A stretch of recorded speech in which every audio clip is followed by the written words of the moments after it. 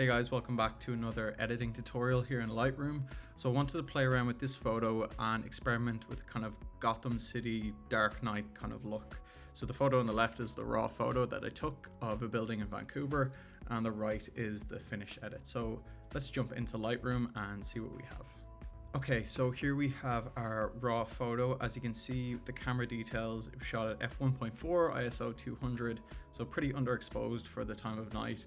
And it was on my 30mm Sigma f1.4. It's a great, nice sharp lens, especially in low light conditions. So how I edited this, let's start in the tone curve. So I'm just gonna brighten it up a little bit to get going. And I'm gonna take away some of the highlights, not a lot there. Let's up some of the shadows a little bit. White point, if I hold down the Option key, touch the white, I can see where it's kind of clipping. So as you can see, it's clipping mostly on the lights, which I'm not too worried about. I think about there is okay, maybe a bit less. Same thing in the blacks, touch the Option key. You can see some dots there. Just gonna drop them a little bit so we have a nice black point. Then for our present, so is our texture, clarity, and dehaze. I'm gonna add 10, 10, and 10 and see how that looks, just to give everything a bit more detail. So as you can see, just with the basic edits here, let me turn it off. Back on. So already bringing back some detail in the image, and then we get into our vibrance and saturation.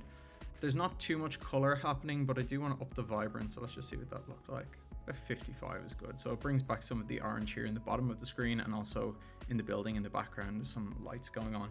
It was also a very foggy day, so that's what gives all the lights this kind of haze. I didn't use any filters or anything like that, so it was just a natural foggy day. Let's get into our tone curve. So as usual, I'm just gonna hit my 3 or 4 points, and I might start by dropping the blacks a little bit.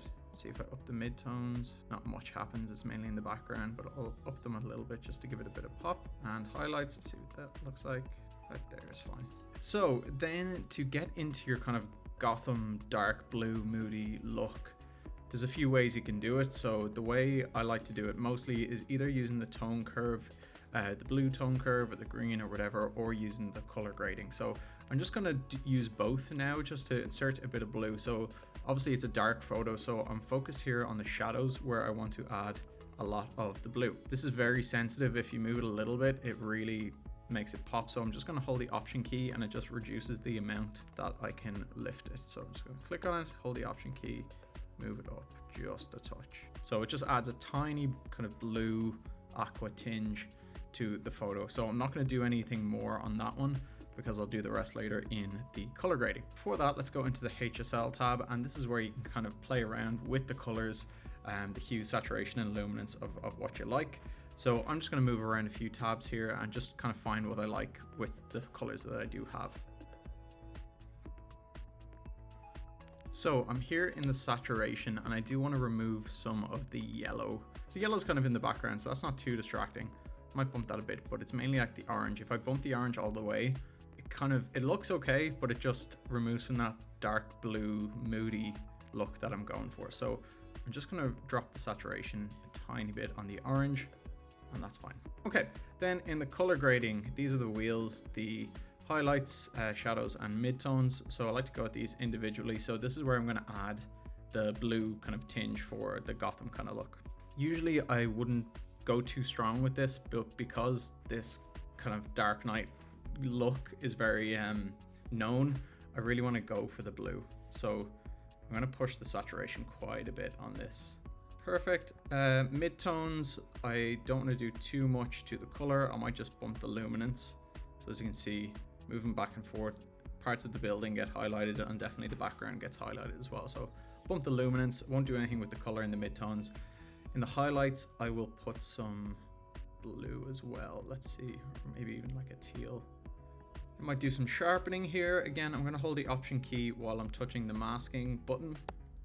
Then that shows me, okay, everything's being sharpened, and as I drag this to the right, I don't want any of the sky to be sharpened at all. So as soon as I get like a nice outline of the building, then the kind of fun part to elevate the image is adding masks. So I'm going to go into my mask section. I'm going to click select subject first. So I want just the building. Okay, did an okay job. As you can see, it missed a bit of the right here. So I'm just going to add to that. So add with the brush.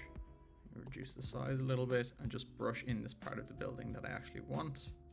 Now, while I'm in my mask, I'm going to, let's see if I up the exposure just to make it pop, but at the same time up the contrast so it sits naturally. Then I'm also going to add some clarity.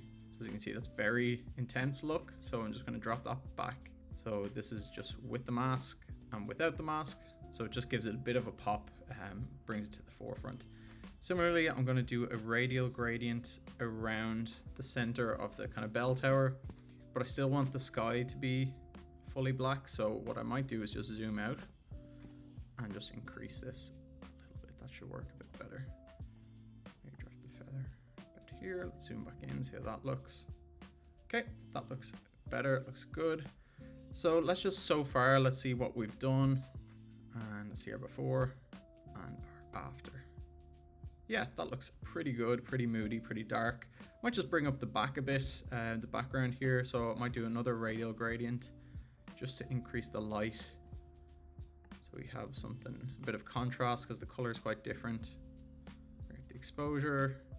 Oh yeah, okay, so that looks quite blue and moody. So this is before, or I'll put it back to what it was.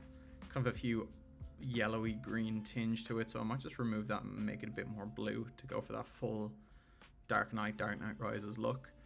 The last thing I want to do, once I'm happy with the image, I'd recommend before you move into Photoshop or do anything like that, I'd recommend you do all your edits in Lightroom first, and then anything you want to clean up, then you can go into Photoshop. So if I press Command E, that will open it up here in Photoshop.